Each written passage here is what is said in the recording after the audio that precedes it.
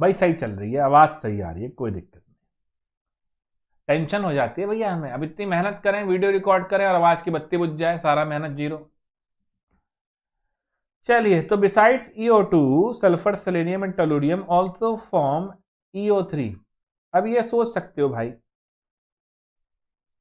क्यों। अब देखो यहां आप कहोगे कि सर TOE3 भी तो बन गया, बन सकता है, ऑक्सीजन के साथ जा सकते हैं, लेकिन बहुत ड्रास्टिक कंडीशन। तो नॉर्मली मत सोचना इस तरीके से। Amongst tetrafluoride, SF4 is a gas, SeF4 is a liquid, and TeF4 is a solid. Again, stability of oxidation state. अब SF4 के बारे में जरा जिक्र लेते हैं आपके साथ, मजे लेते हैं। क्या होता है भैया SF4 की ज्योमेट्री, तो SF4 की शेप आइए। सल्फर का एटॉमिक नंबर हो गया 16286। डन है भाई लोग। अब देखें क्या कहानी है। आउटर मोस्ट में 6 इलेक्ट्रॉन, 4 की हो गई शादी, बचा क्या, एक लोन पेयर।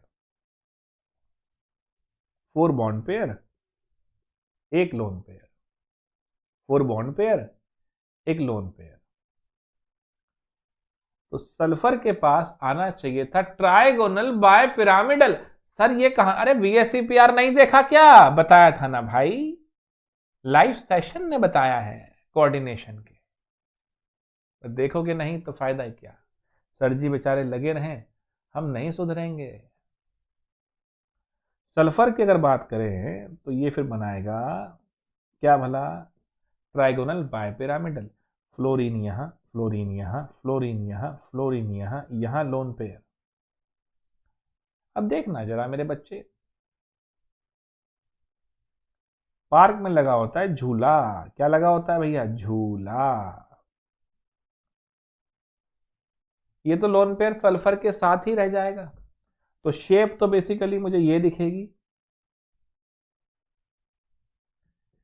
वो एक झूला होता है, ऐसे ऐसे होता है, उसे बोलते हैं सी सॉ।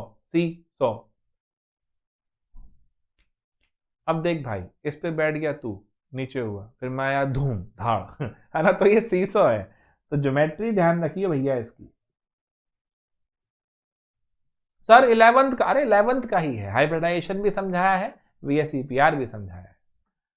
ज्योमेट्री हो गई, ट्राइगोनल बाय पिरामिडल TBP, और शेप हो गई सी सॉ। खत्म है रे, चलो आ गया ना। हैव ट्राइगोनल बाइप्राइम स्ट्रक्चर में one of the equatorial position is occupied by lone pair of electron, the geometry is also recorded as this. ध्यान रखियो, ज्योमेट्री तो वही लिखियो, शेप लिख दियो। All element except oxygen form dichloride and dibromide. These dihalides are formed by sp3। अरे SF2 बना लिए हो, 2 बॉन्ड पेयर, 2 लोन पेयर, क्या आ गई भैया, sp3। The well known monohalides are dimeric in nature, example are S2F2 फलाना ढिमकाना। These dimeric halides undergo disproportionation. काम खत्म, जाना ही है, यहां तो स्टेबल ही नहीं है ना भैया, जाएगा डिस्प्रपोर्शनेशन में। H2S is less acidic then H2T। अब ये मैं फिर बार बार क्या बताऊं, नीचे आते हुए साइज बढ़ गया, H का निकलना आसान। List the important sources of sulphur, बहुत इंपॉर्टेंट चीज थी, पहले ही बता दिया था, देखें।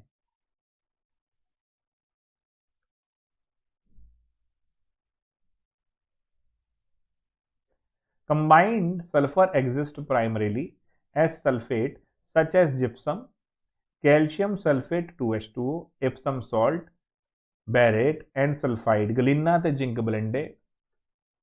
ठीक है, गलिन्ना लेड का है बेटा, PbS। Copper pyrite CuFeS2, traces of sulphur occur as hydrogen sulphide in volcanoes. Organic material such as egg, protein, garlic contain sulphur. ये सब आपने यहाँ इस आंसर के अंदर पेल देना है, बिंदास पूछ ले बेटा सोर्सेस, और कितनी पूछेगा, उड़ा देंगे। Write the order of thermal stability of the hydride as you move down the group, thermal stability decreases. पेल दे भाई, H2O सब स्टेबल हो गया, नीचे आते हुए कम हो रहा है। फिर why is H2 a liquid and H2 as a gas? जब भी वो पूछे ना, देखो कॉमन सेंस लगाना इनऑर्गेनिक में। कह रहा है एक भाई लिक्विड है और एक अपना गैस है। जो लिक्विड है तो उसके अंदर फिर बॉन्ड एनर्जीज तो अच्छी होंगी, मतलब बॉन्ड उसके स्ट्रांग होंगे। अब जिसके बॉन्ड स्ट्रांग हैं, एक बात सोचियो, जिसके बॉन्ड स्ट्रांग है तो क्यों स्ट्रांग है? H2O के बॉन्ड स्ट्रांग है तो क्यों स्ट्रांग होंगे भैया? H बॉन्ड नहीं, बस पेल दें यहां पर। क्या था ये? 7.15।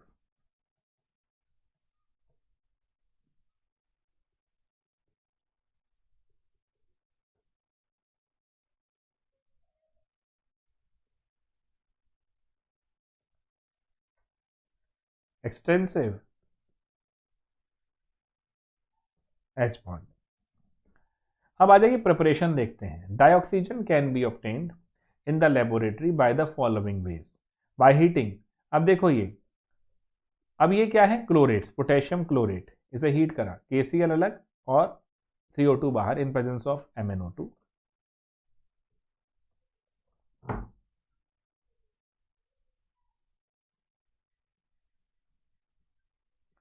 मेथड्स ऑफ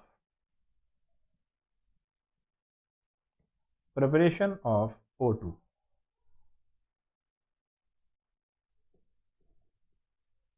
KClO3 को हीट करना है,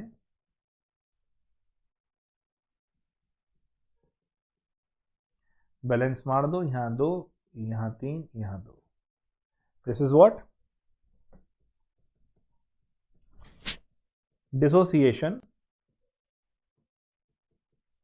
ऑफ KClO3। ठीक है। From the thermal decomposition of oxide of metal low in electrochemical series and higher oxide of some metal. ये रहे।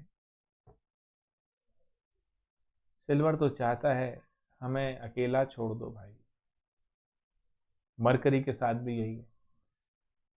ये हायर ऑक्साइड है, लोअर में आना चाहेंगे। ध्यान से देखिए पुत्र, यहां एक चीज ध्यान से देखिए। Pb3O4 को हीट कर रहा हूं। जब भी किसी चीज को हीट करोगे तो वो अपनी स्टेबल फॉर्म में आना चाहिए। यहां पर देखूं 3x -8, x कितना हो रहा है? 8/3। लेड की स्टेबल ऑक्सीडाइजिंग जो ऑक्सीडेशन स्टेट है वो क्या है? +2। अब ये मत कहिए लेड भूल गया, कार्बन वाले ग्रुप में आता है, ऊपर +4 रहेगी, नीचे +2। अब ये क्यों हो जाएगी? Stability of +4 decreases, stability of +2 increases because of inert pair effect. तो ये बनाएगा PbO, साथ में O2, बैलेंस मार दियो बस। ठीक है, ये भी यही करेगा, PbO में ही जाएगा, स्टेबल हुई। ठीक है। Hydrogen peroxide is readily decompose into water and dioxygen by catalyst such as finely divided. ये पता ही है, और इसी को बोलते थे स्ट्रेंथ।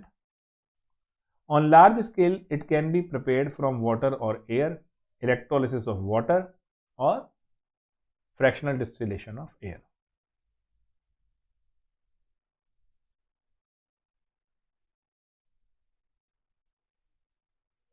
ठीक है, तो इलेक्ट्रोलिसिस ऑफ वाटर या fractional distillation of air.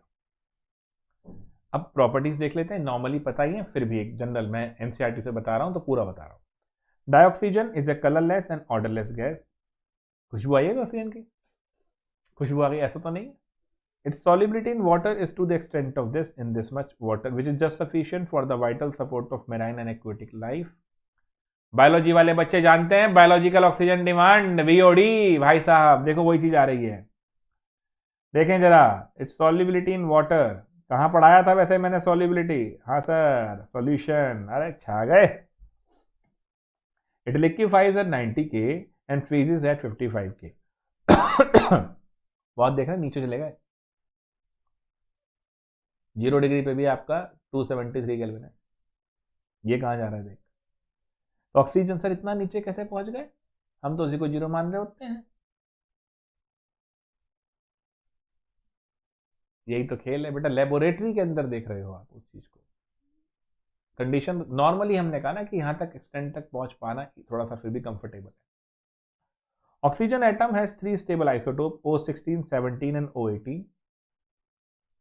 O18 use करते हैं हम जेनेटिक्स के अंदर, बायोलॉजी वाले जानते हैं. Molecular oxygen O2 is unique in being paramagnetic. Molecular orbital theory को किसी चीज ने अगर जस्टिफाई होने का मौका दिया था तो वो यही था कि oxygen is paramagnetic. Dioxygen directly reacts with nearly all metals and non-metals except some metals. भाई गोल्ड के साथ, प्लेटिनम के साथ नहीं. एंड सब नोबल गैसेस. देखो यही है बच्चे, गोल्ड प्लेटिनम ये बता रहे हैं अगर आप हर किसी के साथ रिएक्ट हो जाते हो तो कीमत कम होती चली जाएगी. कीमत मतलब वैल्यू, मतलब अगर आप हर किसी के साथ नहीं इन्वॉल्व हो जाते हो, किसी का मतलब यहां भी दोस्त बना लो, यहां भी दोस्त बना लो, इस तरह की वारदात नहीं करते हो तो आपकी कीमत है, तो आप गोल्ड हैं. बात समझ में आ रही बच्चों?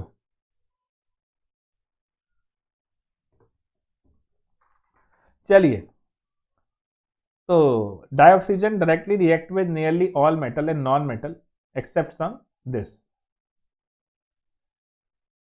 Its combination with other element is often strongly exothermic which help in sustaining the reaction. कहने का मतलब क्या है बच्चों, अभी बताता हूं.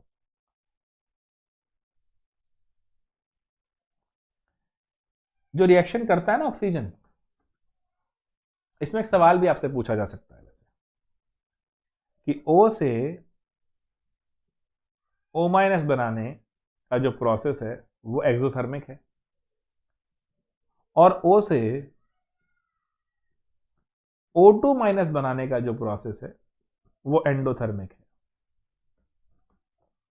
देख रहे हो ना, नेगेटिव पे एक और नेगेटिव देना पड़ेगा तो एंडोथर्मिक तो हो ही जाएगा. फिर भी ज्यादातर मेटल ऑक्साइड बनते हैं. क्यों? हम तो थर्मो में पढ़ के आए थे, प्रोसेस एक्सोथर्मिक होगा तब जाके वो भैया थर्मोडायनेमिकली स्टेबल होगा. यहां तो उल्टी गंगा बहा रहे हो, ऐसा क्यों बोल रहे हो? अरे देखो, एनसीईआरटी ने जो रीजन दिया है वो कहता है कि इन केस ऑफ ऑक्साइड्स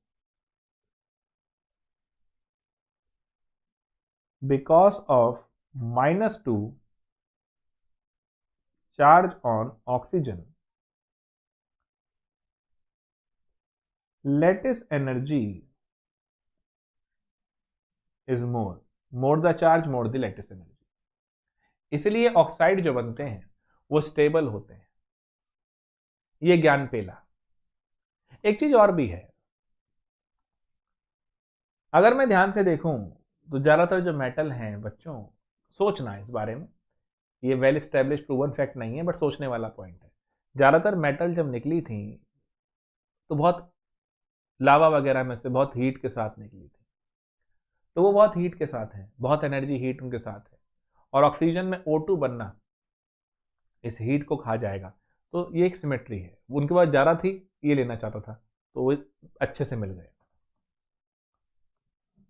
अच्छा, यहां देखिए, it's combination with other element is often strongly exothermic.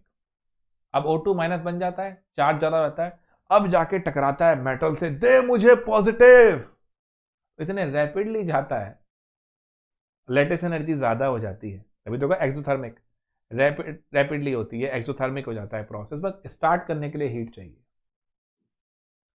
क्योंकि जैसा ना वो N2 का बॉन्ड स्ट्रांग था, O2 का भी स्ट्रांग है. हाँ उतना नहीं, उसका 941.1 था, इसका 493 है. Some of the reaction of dioxygen with metal, non-metal and other compound are this. Please बेटा make a note of it. ये आपको याद करनी है. कहते हैं ना कौन सी रिएक्शन याद करनी है, ये रही. Some compound are catalytically oxidise SO2. ये जो प्रोसेस है ये अभी हम यूज करेंगे किसमें भला? कॉन्टैक्ट प्रोसेस में. छोड़ो, अभी आने रही है इसमें, कोई नहीं. यूजेस में देखो बहुत इंपॉर्टेंट पॉइंट है. In addition to its importance in normal respiration, मतलब जो आप सांस वगैरह लेते हैं जिंदा रहने के लिए ना, तो जरूरी होता है सांस लेना. And combustion processes, oxygen is used in oxy acetylene welding, in the manufacture of many metals, particularly steel, oxygen cylinder are widely use in hospital, और ये सब दे दिया, ठीक है। एक तो ऑक्सीएसिड इन वाइडनिंग ध्यान रखना, ठीक है, और liquid oxygen hydrogens. Which of the following does not react with oxygen, platinum. Complete the following reaction, बहुत टफ है, मैं नहीं बताऊंगा। C2H4 प्लस CO2, देख रहे हैं क्वेश्चन, घबराए फिरते हो। CO2 प्लस H2 मिलेगा, किसी भी हाइड्रोकार्बन को बंद करते हो किसी भी हाइड्रोकार्बन को बंद करते हो CO2 और H2O मिलता है, और यहां मिलेगा Al2O3, ठीक है। इसका रिएक्शन नहीं लिखवा रहा, खुद करना, दोनों क्वेश्चन बहुत आसान थे। A binary compound of oxygen with another element is called oxide, अभी बताया था, O2 माइनस वाला, देखो ना,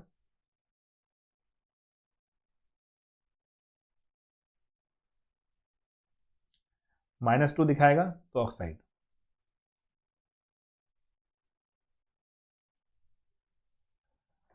Oxygen react with most of the element of the periodic table to form oxide. In many cases, one element form two or more oxides. जैसे N2 N के देखे थे कितने थे, N2O, NO2, NO। इसी चीज को हमने 11th में यूज किया था सर, फिर 11th का बोल दिया। हाँ बेटा, 11th में यूज किया था, किसके अंदर, लॉ ऑफ मल्टीपल प्रोपोर्शन के अंदर। Oxides can be simple MgO Al2O3 और मिक्स्ड Pb3O4 Fe3O4। Fe3O4 क्या है, FeO डॉट Fe2O3, है ना। Simple oxide can be classified on the basis of their acidic, basic और amphoteric nature. An oxide that combines with water to give an acid is called acidic oxide. ये मैंने बताया भी था, non metallic oxide को पानी में डाल दो एसिड मिलता है, बताया था ना एन वाले ग्रुप में। तो SO2 combine with water to give H2SO3 hypo. एक तो था ना तुम्हारा, देखो सल्फ्यूरिक एसिड, एक होता है सल्फ्यूरस, इसमें सल्फ्यूरस क्योंकि लोअर ऑक्सीडेशन स्टेट पर है, याद है, नाइट्रस एसिड, नाइट्रिक एसिड बताया है मैंने। जहां पर लोअर ऑक्सीडेशन स्टेट लग रही है वो अस हो जाएगा, और जहां पर हायर लग रही है वो इक हो जाएगा, ठीक है, डन। तो ये दे दिया, as a general rule only non metal oxide are acidic, but oxide of some metal in high oxidation state also have acidic character. यार देखो सिंपल बात, नॉन मेटल इलेक्ट्रॉन लेना चाहती है, जो मेटल हायर ऑक्सीडेशन स्टेट पे है, तो वो भी अपनी ज्यादा ऑक्सीडेशन स्टेट दिखा रहा है, मतलब अपने इलेक्ट्रॉन लूज कर चुका है, तो उसको भी इलेक्ट्रॉन चाहिए। अरे मेरे भाई ध्यान दे, फोकस कर, दिमाग लगा। नॉन मेटल को चाहिए क्या, इलेक्ट्रॉन। अरे हाँ या ना, जो इलेक्ट्रॉन एक्सेप्ट करता है वो कौन होता है भाई साहब, एसिड। वो मेटल जो अपने हायर ऑक्सीडेशन स्टेट पर है, वो भी, उसे भी क्या चाहिए, इलेक्ट्रॉन, तो वो भी क्या है, एसिड। बताया तो था भी मैंने, हायर वाला होगा तो वो ऑक्सीडाइज कर सकता है, हाँ या ना, ये चीज है।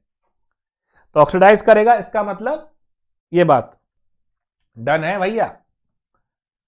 So the oxides which give a base with water are known as basic oxide, ये रहे।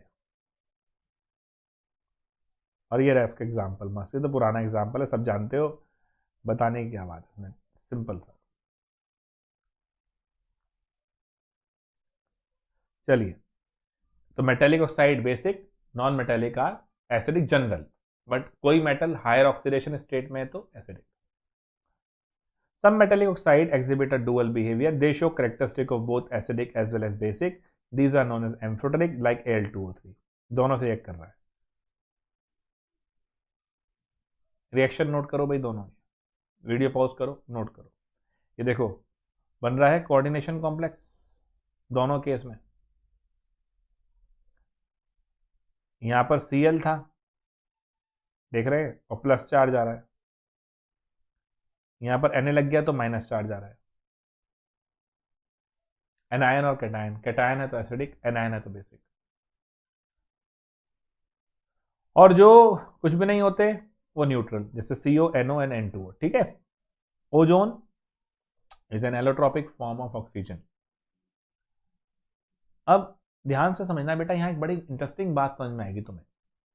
It is too reactive to remain for long in the atmosphere at sea level at a height of about 20 kilometers. It is formed from atmospheric oxygen in the presence of sunlight. This ozone layer protects the earth's surface from an excessive concentration of ultraviolet radiation. बचाती कैसे है, जो ultraviolet radiation आ रही है ना, oxygen उन radiations की energy को यूज करता है और एक एटॉमिक, मतलब O2 जो है वो एटॉमिक ऑक्सीजन को अपने आप से अरेंज करता है। वो जो फॉर्मल चार्ज वाला कॉन्सेप्ट था, देखो यहां पर ऑक्सीजन एक कोऑर्डिनेट बॉन्ड बना रहा है, ध्यान रखना बेटा। ये पॉइजनस गैस भी है। कभी सोचना, अर्थ के 20 किलोमीटर ऊपर एक ऐसी गैस बन रही है जो पॉइजनस है। क्या किसी एलियन लाइफ को आने से रोकने के लिए बनाई थी?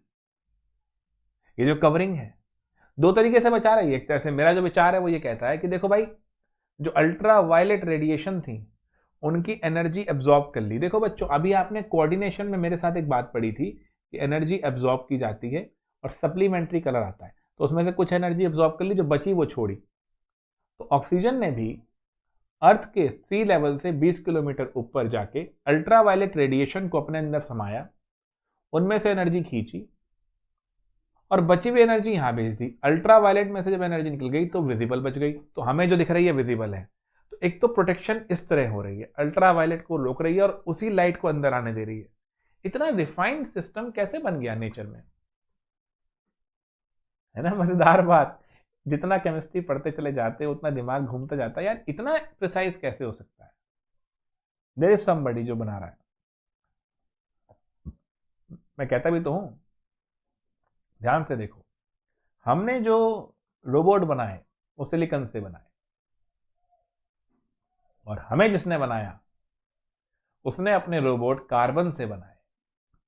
कार्बन और सिलिकॉन एक ही ग्रुप में है, फर्क कितना है, कार्बन के अंदर एक अच्छी कैटिनेशन प्रॉपर्टी है, सिलिकॉन के अंदर नहीं है। तो हमारे बनाए हुए रोबोट जिसने हमें बनाया उससे थोड़ा कमजोर है। अभी हम कार्बन से बनाना नहीं सीख पाए। When a slow dry stream of oxygen is passed through a silent electrical discharge, what you are doing, आप वही एनर्जी दे रहे हो जो वहां पे चाहिए थी। Conversion of oxygen to ozone occurs. The product is known as ozonide oxygen. 10% efficiency इतनी भी आ गई, बहुत है, कहाँ पहुंच पाओगे नेचर के सामने अभी। तो चलो कोशिश तो कर ही रहे हैं। Since the formation of ozone from oxygen is an endothermic process, it is necessary to use a silent electrical discharge in its preparation to prevent its decomposition. Like I said earlier, मैंने बताया ऊपर जाके ultraviolet radiation की energy को absorb करके oxygen जो है एक एटॉमिक ऑक्सीजन को अपने साथ जोड़ता है। अगर आप ये एनर्जी नहीं देंगे, एंडोथर्मिक प्रोसेस है, तो ये प्रोसेस डिकम्पोजिशन में हो जाएगा, टूट जाएगा, ओजोन O2 में और O में। If concentration of ozone greater than 10% are required, a battery of ozonizer can be used and pure ozone can be condensed in a vessel surrounded by liquid oxygen. यानी इससे ज़्यादा चाहिए तो भैया और भी ताम झाम लगाइए, ये सारे वही हैं, ओजोनाइजर कहते हैं। इतना लिख के एनसेट ने छोड़ दिया। बहुत इंपॉर्टेंट प्रोसेस है, बहुत अच्छा प्रोसेस है, बट ठीक है, क्या करें। Pure ozone is a pale blue gas, dark blue liquid and violet black solid. Colour आ गया भैया इसमें। ऐसा तो नहीं कि इसकी वजह से भी हमारा एटमॉस्फेयर, कुछ बादल जो है वो नीले दिखते हैं। सवाल है, सोचना।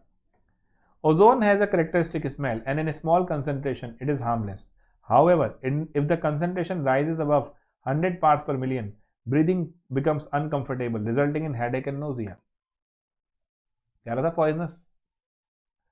Ozone is thermodynamically unstable with respect to oxygen, hence its decomposition into oxygen result in the liberation of heat. होना ही है ना भैया, बनाने के लिए हीट दी थी, टूटेगा तो हीट निकलेगी। And increase in entropy. Entropy क्या होती है इसमें? पॉजिटिव होती है। क्यों? O3 ज्यादा कॉम्पैक्ट स्ट्रक्चर है then O2। These two effects reinforce each other, resulting in large negative gives free energy for its conversion into oxygen. It is not really surprising, therefore high concentration of ozone can be dangerously explosive. एकदम से energy आएगी ना, देखो energy अगर uncontrolled हो तो वो explode कर जाती है। तुम्हारी भी जो एनर्जी है अगर वो अनकंट्रोल्ड हो जाए, जैसे ये भी पढ़ लूँ, ये भी कर लूँ, तो धमाका हो जाएगा, पढ़ो कुछ नहीं पाओगे, सिस्टमेटिक कुछ नहीं होगा।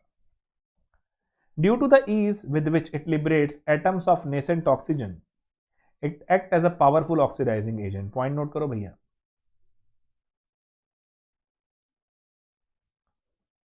इसीलिए देखो लेड सल्फाइड को लेड सल्फेट में ले गया। क्या लेड सल्फेट एक स्टेबल कंपाउंड है मेरे पास? सोच सकते हो? हाँ जी, क्योंकि लेड सल्फेट में लेड का ऑक्सीडेशन नंबर +2 है, और लेड जब +2 होता है तो ये स्टेबल होता है। ठीक है, कोई दिक्कत तो नहीं। तो यहां पर फिर वही +2 ऑक्सीडेशन स्टेट स्टेबल लेड की, ध्यान रखना। ओके, अब बच्चों ये वाला जो रिएक्शन लिखा है ना, ये KI का रिएक्शन है। इसे हम क्वांटिटेटिव एस्टिमेशन ऑफ ओजोन के लिए यूज करते हैं।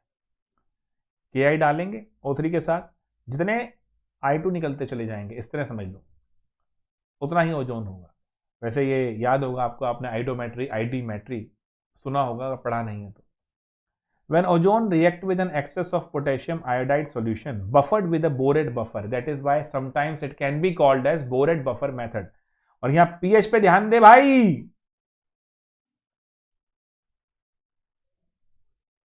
When ozone react with, बोलो मेरे साथ, when ozone reacts with an excess of potassium iodide solution buffered with a Bored buffer of pH 9.2, iodine is liberated, which can be titrated against a standard solution of sodium thiosulfate। आ गया ना stoichiometry। This is quantitative method of estimating O3 gas। 3 बार लिख लियो, question आता है। Experiments have shown that nitrogen oxide, particularly nitrogen monoxide, combine very rapidly with ozone, and there is thus the possibility that nitrogen oxide emitted from the exhaust system of supersonic jet aeroplane might be slowly depleting the concentration of the ozone layer। कितना प्यारा point है, ध्यान दे। जो nitrogen oxide है ना, खासतौर पे NO, वो ओजोन के साथ बहुत भयंकर रिएक्ट करते हैं, और उसकी वजह से जो सुपरसोनिक जेट एरोप्लेन है वो ओजोन को डिप्लीट कर रहे हैं। और तुम्हें समझाया था कि हमारे बंटी की स्कूटी की वजह से पॉल्यूशन हो रहा है और O3 डिप्लीट हो रहा है। कितना बेवकूफ बनाते हैं ना जनता को, देखिए। अरे तुम जो ये बड़े बड़े एयरक्राफ्ट उड़ रहे हैं, इनकी तो सोचो, जंबो जेट चला रहे हो, सुपरसोनिक जेट चला रहे हो, फाइटर प्लेन चला रहे हो, उसमें निकलने वाला NO ये खाता है ओजोन को। और एलियंस के आने की संभावना से तो मैं कभी मना करता ही नहीं। खैर, अभी तो NCERT पे चल रहे हैं, तो ये लाइन ध्यान रखना। क्या बढ़िया रिएक्ट कर रहा है, देख रहे हैं आप, हिला के रख दिया इसने। Another threat to this ozone layer is probably posed by the use of freons which are used in aerosol spray and as refrigerant। करेंगे क्या करें, हम तो जिंदगी जी रहे हैं मस्ती से लोग। The two oxygen bond length in the ozone molecule are identical because of resonance। खत्म। Why does O3 act as a powerful oxidizing agent? Because it can give us nascent oxygen। How is O3 estimated quantitatively? जैसे मैंने कहा था, ये लिखना है पूरा। इसका आंसर अभी वीडियो रोको, इसको लिखो, फिर शुरू करना वीडियो। सल्फर की एलोट्रॉपिक फॉर्म के बारे में पढ़ेंगे, जैसे हमने फॉस्फोरस की पढ़ी, व्हाइट, रेड और ब्लैक। अब पढ़ेंगे सल्फर की।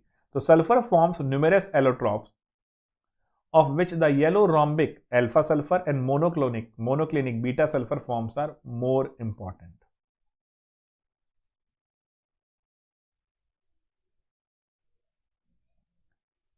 ये क्वेश्चन आया हुआ है, कौन सी स्टेबल फॉर्म है रूम टेम्परेचर पे? The stable form at room temperature is rhombic sulfur which transform to monoclinic when heated above 369 Kelvin।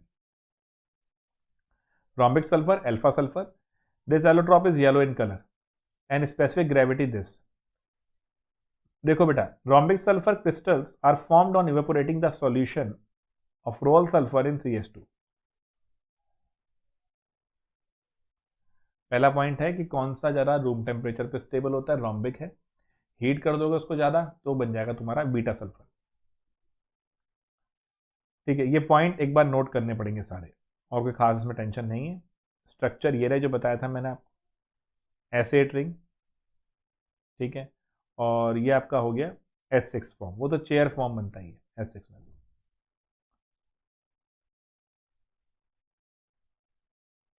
Which form of sulphur show paramagnetic behaviour? देखो बेटा, O2 होता है पैरामैग्नेटिक, सल्फर भी S2 की form में paramagnetic behaviour show कर सकता है, बट S2 बनेगा कैसे? वेपर फेज में। जब आप बहुत ज्यादा एसिड को हीट करोगे वेपर बनाने के लिए, तब ये करेगा। In vapour state sulphur partly exist as this and exhibit paramagnetism. Clear है? सल्फर डाइऑक्साइड, और यहां से हम अपने अगले लेक्चर में ज्ञान प्राप्त करेंगे। एक बार ऑक्सो एसिड ऑफ सल्फर जो चारों है ये बना के आप प्रैक्टिस कीजिए, फिर हम आगे का ज्ञान लेते हैं अपने अगले लेक्चर में। अभी फिलहाल यहां तक पढ़िए। चलिए, नमस्कार बच्चों। अगला लेक्चर भी आ रहा है क्योंकि पी ब्लॉक तो हमें आज समाप्त करना ही है।